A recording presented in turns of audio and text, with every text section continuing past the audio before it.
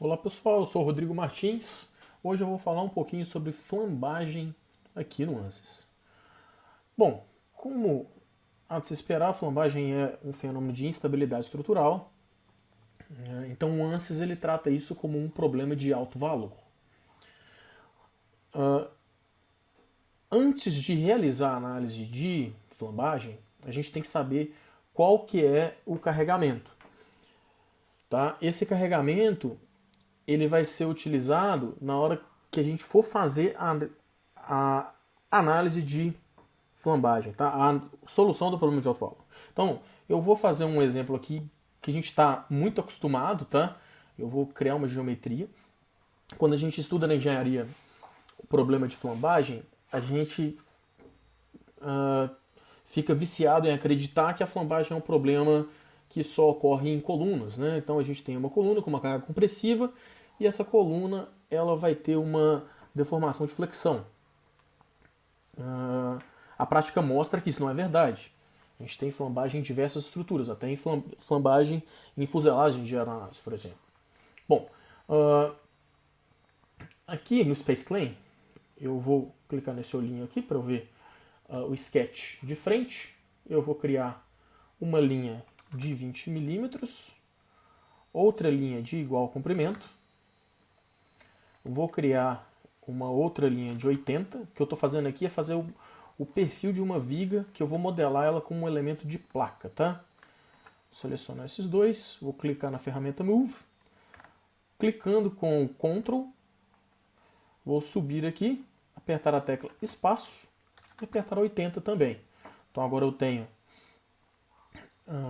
5 linhas que eu vou fazer a extrusão representando o comprimento da minha coluna ou viga, tá? Dependendo da aplicação. Então eu vou extrudar por 80 milímetros, perdão, por 1000 milímetros, 80 é a altura da viga, né? Então agora eu tenho aqui a minha viga. Estas minhas superfícies eu posso definir já a minha espessura. Que espessura é essa, né? Esse elemento aqui ele tem uma espessura infinitesimal. Né? Ele não é um sólido, ele é um elemento de superfície. Bom, quando eu criar um elemento finito do tipo casca,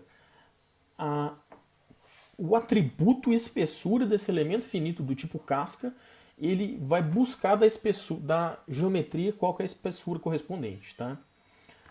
Quando eu criei estas superfícies, o Space Claim ele não cria automaticamente uma relação de congruência entre as superfícies adjacentes. O que isso quer dizer? Se eu tenho uma aresta que divide essas superfícies, um elemento finito que tiver um nó nessa aresta desse lado vai ter um nó correspondente na mesma posição para um elemento finito desse lado, mas não vai ser o mesmo nó. Tá? Então vai ter nós duplicados. Então uma maneira de eu prevenir isso é eu clicar nessa ferramenta Share Topology, tá? Que aí eu vou unir essas duas arestas. Então elementos que tenham nós nessas arestas serão compartilhados por elementos dessa superfície e dessa superfície. Tá legal? Bom, saindo aqui do Space Claim, vindo aqui para o ANSYS Mechanical, abrindo o ANSYS Mechanical, tá bom? Ele já tem a geometria carregada, tá? Pode ver que dentro de uma mesma geometria ele tem, de um mesmo corpo, ele tem algumas geometrias que são compartilhadas por esse corpo. Eu vou deixar a malha por enquanto automática, tá? Não vou me preocupar com isso. Mas agora eu quero capturar primeiro aqueles modos de flambagem que a gente está acostumado, tá? Que são as instabilidades que a gente consegue calcular analiticamente. Então, uma coluna, eu vou engastar ela aqui e vou aplicar uma força compressiva. Tá? Seria um modo de instabilidade que a gente tem uma solução analítica bem simples de se obter, né? Bom, eu vou selecionar essas arestas. Para selecionar a aresta, eu vou clicar neste botão. Selecionar esta e esta. Cliquei em 5 arestas. e vou criar um suporte do tipo fixo, 5 edges.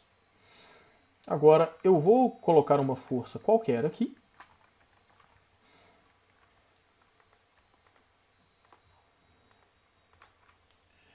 E vou criar uma força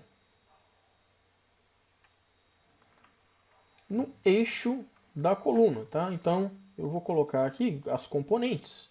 Eu vou colocar uma força compressiva de, digamos, 1000 newtons. Agora, se eu resolver o problema, o que a gente está fazendo, na verdade, é resolvendo um problema de deslocamentos. Então, ou seja, F é igual a Kx, tá?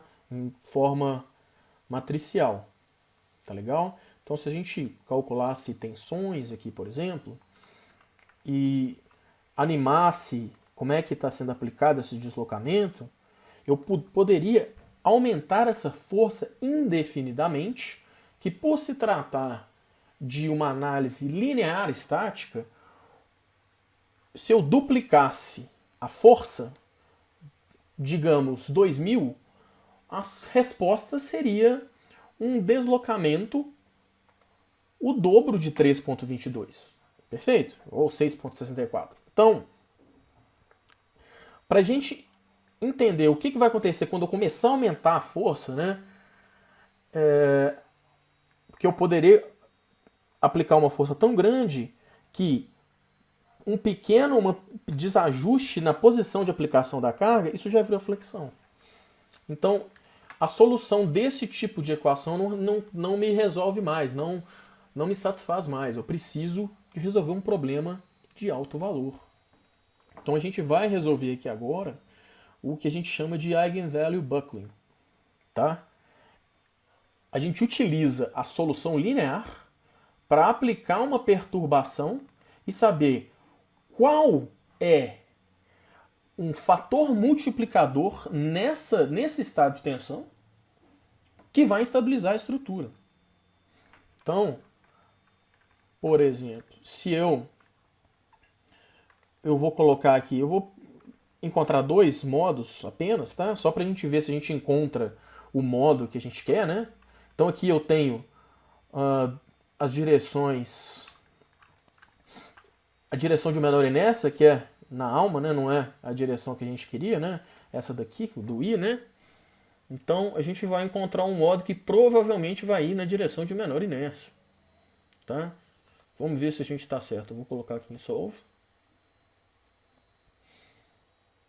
Eu pedi dois modos, então quer dizer que eu vou encontrar os dois primeiros modos de flambagem. Tá certo? Então, eu vou criar esses modos de flambagem. Ó, o primeiro modo está aqui, que era o modo que eu estava esperando, né?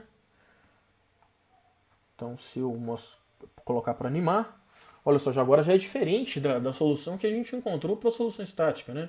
Vamos ver esse modo aqui. Olha, agora a gente já tem... Imagina que eu estou fora do centro de torção, eu vou ter uma torção aqui também nessa coluna. Olha que interessante. Vamos ver se isso aqui faz sentido com a solução analítica. Eu fiz aqui, tá? Eu coloquei a menor inércia e a maior inércia em ordem, tá? Então aqui tem a carga crítica. A carga crítica, ó, ela deveria ser 10,526, eu vou copiar aqui, tá? Da carga na menor inércia, né? Então se eu multiplicar, eu vou colocar aqui, eu apliquei 1000 newtons, eu deveria ter 10,526, então 10.526 e aqui a solução analítica está 10.553, né? Então tá aí bem próximo, né? Eu tenho aí um desvio de 0,2%, tá? O primeiro modo da solução de elementos finitos tende a ser muito preciso. Agora, vamos ver, eu vou forçar aqui agora a eu bater o segundo modo, tá? Não é bem o segundo modo, olha só, isso aqui é um modo de torção, não é esse modo que eu quero, tá? O que eu estou querendo enxergar é um modo que a análise que a gente faz é bidimensional, né? Quando a gente pega a análise da coluna, a gente está querendo que ela faça isso, né? Então eu vou pegar aqui na minha análise estrutural estática e vou forçar isso aqui a ser bidimensional. Então eu vou pegar a alma aqui e vou falar assim, olha, essa alma aqui ela está restrita, tá? O deslocamento. Essa alma ela está restrita ao plano, tá? Então o deslocamento aqui em x, né? Me perdoem, né? Aqui em z é constante, né? É em x, que isso aqui não varia.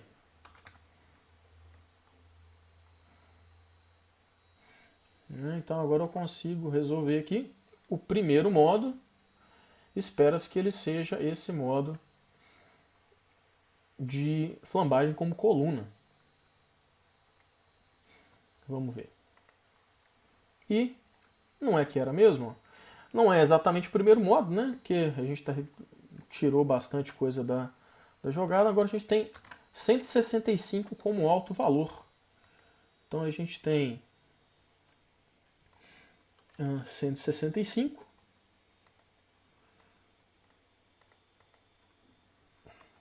165 vezes 1000 é 165.000. Agora a gente tem ali 56, né? Então vai dar uma diferencinha agora, né?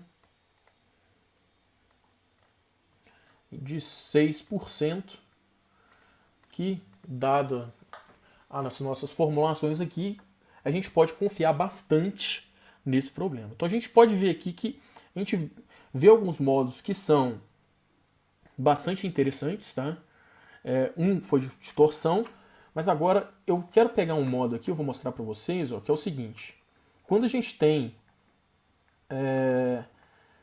vigas em flexão, tá? O que eu estava colocando com essa estrutura trabalhando como coluna, tá? Eu vou colocar isso aqui agora trabalhando como inflexão. Eu vou aplicar o carregamento na alma apenas, só para não ter o concentrador de tensão. Ó, eu vou colocar aqui em Z o 1000. E agora eu vou refinar um pouco a malha, por quê? Para eu conseguir pegar os modos de maneira mais detalhada. Eu recomendo que quando você visualizar um modo de flambagem, você tenha pelo menos 5 elementos na minha onda de flambagem. Então aqui, ó. Então, como aqui eu tenho um tamanho, a aba é 40, eu vou fazer aqui na malha e colocar um sizing. 40 não é 20 a minha aba, né? Eu vou colocar como 4. Aqui tá para eu ter 5 elementos. Não é isso? Generate. Agora eu vou ter uma malha bem refinada. Vamos ver se ela não vai ficar grande demais para a licença estudantil não pegar. Se ficar, aí a gente refina só nessa direção. Mas eu acho que não vai dar não. Ó, que não vai ficar grande demais não. Tá só com 9.000. Então beleza, ó. Vejam bem, então eu tenho 1, 2, 3, 4, 5 elementos aqui. Se eu tiver uma onda nessa direção, tá legal. Então aqui eu vou colocar agora 5 modos. E a nossa força tá na direção de flexão. Então agora eu espero que eu tenha modos aqui na mesa e talvez na alma também. Então eu vou deletar aqui que eu vou criar os modos de flambagem de novo. Tá bom? Vai demorar um pouquinho mais para rodar agora.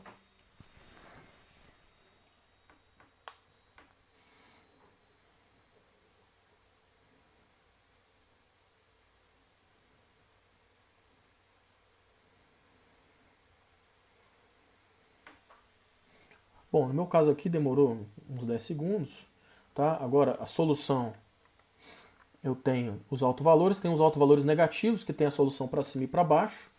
Então eu vou alterar aqui, tá? Os Analysis Settings, só para eu não incluir esses modos negativos, porque eles vão ser modos repetidos, tá? Então, não quero, tá?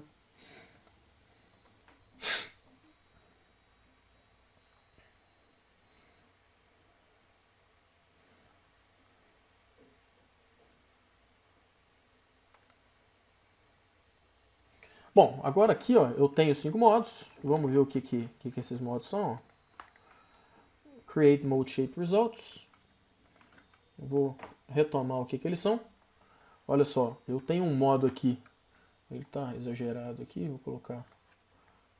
Tá vendo? Quando eu aplico uma força aqui, que vai fazer com que essa viga venha para baixo, eu tenho compressão aqui. Essa compressão aqui, em última instância, pode fazer com que a mesa venha a flambar. Então aqui a gente vai ter uma flambagem local. Então o que a gente está vendo aqui é que a gente pode ter cargas de flambagem local que às vezes a gente não consegue pegar de maneira analítica, né? E aqui, ó. Então tem vários modos, né? Esse aqui obviamente vai ocorrer primeiro. Tá legal? Então com isso a gente pode projetar uma estrutura de reforço, uma viga, com um modo de falha adicional, tá, que muitas vezes a gente não pega. As normas de estruturas metálicas, elas já têm alguns valores pré-estabelecidos para espessura de mesa, de alma, razões, para evitar esses modos de falha. Mas é interessante que vocês entendam realmente de onde que vem toda essa teoria, tá legal? Bom, não vou me estender muito. Um abraço a todos, nos vemos no próximo.